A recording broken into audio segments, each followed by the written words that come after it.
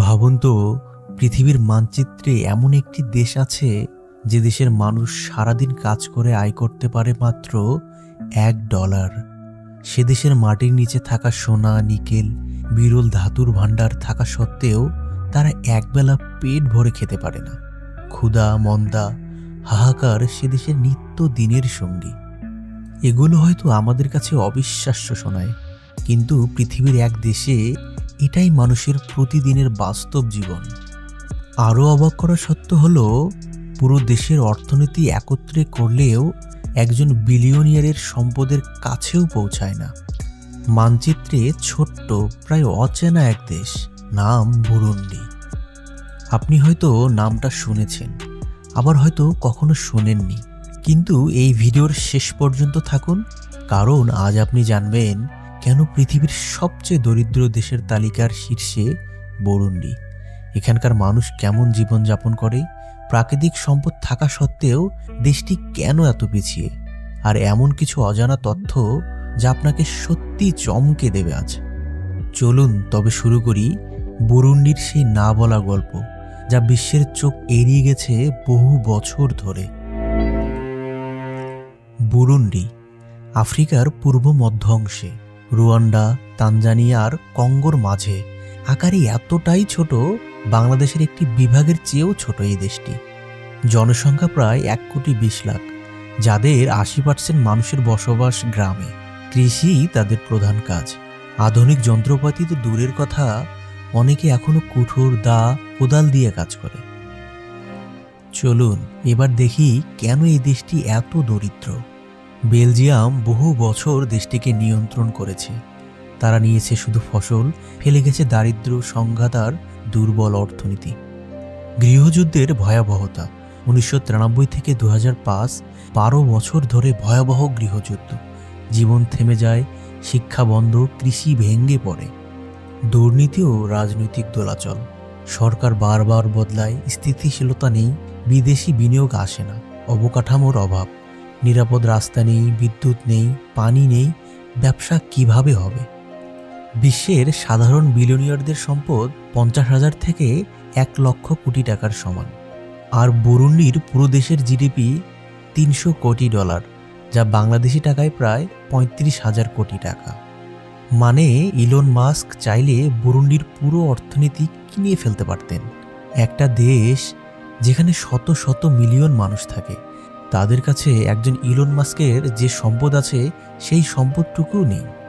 বেশিরভাগ মানুষ গির্জা কেন্দ্রিক সমাজে বাস করে। এদের জীবনযাপনে ধর্মীয় মূল্যবোধের প্রভাব বেশি। খরা, বন্যা, রোগ সবকিছু মোকাবিলা করার অদ্ভুত মানসিক শক্তি আছে তাদের। আজ বুরুন্ডি দারিদ্র্যের প্রতীক, কিন্তু 1960-এর দশকে দেশটি ছিল আফ্রিকার অন্যতম সুন্দর দেশ। কারণ পাহাড়ে ঘেরা সবুজ উপত্যকা, রূপকথার মতো লেক, ঠান্ডা আবহাওয়া, শান্তিপূর্ণ গ্রাম, দেখতে একেবারে ইউরোপীয় দেশের মতো ছিল। আপনি জানলে অবাক হবেন, পৃথিবীর সবচেয়ে দামি কফি এখানেই জন্মায়। বুরুন্ডির রেড বোরবন কফি বিশ্বের শীর্ষ 10 কফির মধ্যে থাকে। জাপান, আমেরিকা, ইউরোপ, সেখানে এই কফির দাম অনেক বেশি। কিন্তু কফি ফলানো কৃষক, যাদের দিনে আয় মাত্র 30 থেকে 40 টাকার মতো, চাহিদা আছে, রপ্তানি হয়, কিন্তু লাভ বিদেশিদের কাছে চলে যায়। আরও অবাক করার বিষয় হলো, এদেশে পানির চেয়ে বিয়ার সস্তা। এটা শুনতে হাস্যকর মনে হলেও বাস্তব, কারণ বিশুদ্ধ পানি খুব কম, পানি শোধনাগার নেই, খরচ বেশি, ভেজাল পানিও পাওয়া যায়।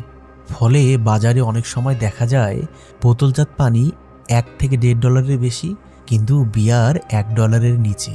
অর্থাৎ বিয়ার কিনা পানি কেনার চেয়ে অনেক সহজ।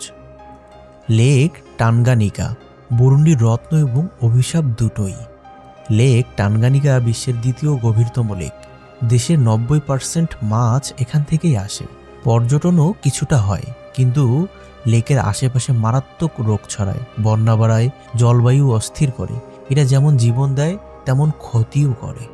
এই দেশে গড়ে মানুষ বাঁচে মাত্র 62 বছর, কারণ পুষ্টির অভাব, সংক্রমণ, নিরাপদ পানি নেই, চিকিৎসা অত্যন্ত ব্যয়বহুল, হাসপাতাল কম। এটাই আফ্রিকার সবচেয়ে কম গড়ায়ুদের মধ্যে একটি। বুরুন্ডিতে ইন্টারনেট এখনও বড় বিলাসিতা। এখানে 1 GB ডেটার দাম অনেক সময় একদিনের পুরো আয়ের থেকে বেশি। ফলে ইন্টারনেট ব্যবহারকারী খুব কম, যার ফলে এদেশের উন্নয়ন বহু বছর পিছিয়ে দিচ্ছে। গরিব হলেও তারা আবার গান প্রিয়, তাদেরকে গানের জন্মভূমির দেশও বলা হয়। বুরুন্ডির মানুষ নাচ গান ছাড়া থাকতে পারে না। বুরুন্ডিয়ান ড্রামার্স নামে যারা আছে, তাদের ঢাক ঢোল বিশ্ব ঐতিহ্যের অংশ হিসেবে স্বীকৃতি পেয়েছে। বুরুন্ডির নারীরা দেশের সত্যিকারের শক্তি। কৃষিকাজে 70% নারীরা, বাজার কেনাকাটা, পরিবার সামলানো, খাদ্য সংগ্রহ সবকিছুই নারীরাই করেন। বুরুন্ডিতে আছে নিকেল, সোনা, কপার, বিরল ধাতু, ইউরেনিয়াম, অসংখ্য সম্পদ। কিন্তু বিদেশি কোম্পানিগুলো লভ্যাংশ নেয়, দেশ পায় সামান্য টাকা। এছাড়া খনি পরিচালনার জন্য দক্ষ লোক নেই, দুর্নীতি বেশি, পরিবহন ব্যবস্থা ভাঙ্গাচোরা, রাজনৈতিক অস্থিরতা, সব মিলিয়ে সম্পদ থাকলেও দেশ উপকৃত হয় না। এত কষ্টের মধ্যেও দেশটি ধীরে ধীরে উঠে দাঁড়াচ্ছে। উন্নতির দিকগুলো হলো, নতুন রাস্তা তৈরি হচ্ছে, স্কুলে ভর্তির হার বেড়েছে, কৃষির নতুন প্রযুক্তি আসছে, পরিষ্কার পানি প্রকল্প চলছে, অর্থাৎ ধীরে হলেও দেশটি বদলাচ্ছে। বুরুন্ডি দরিদ্র, হ্যাঁ এটা সত্যি, কিন্তু এদেশের মানুষ অবিশ্বাস্যভাবে শক্ত, মানবিক ও সহনশীল। তারা বিশ্বকে শিখিয়েছে অনেক সম্পদ না থাকলেও মানুষের মন বড় হতে পারে, যুদ্ধ দারিদ্র্যের মাঝেও হাসিমুখে বাঁচা যায়, লড়াই করলেই একদিন না একদিন পরিবর্তন আসবেই। এটাই বুরুন্ডির গল্প। আশা করি আজ বুরুন্ডিকে আপনারা নতুন চোখে দেখবেন, শুধু দরিদ্র দেশ হিসেবে নয়, বরং মানবিক শক্তি আর টিকে থাকার এক প্রতীক হিসেবে।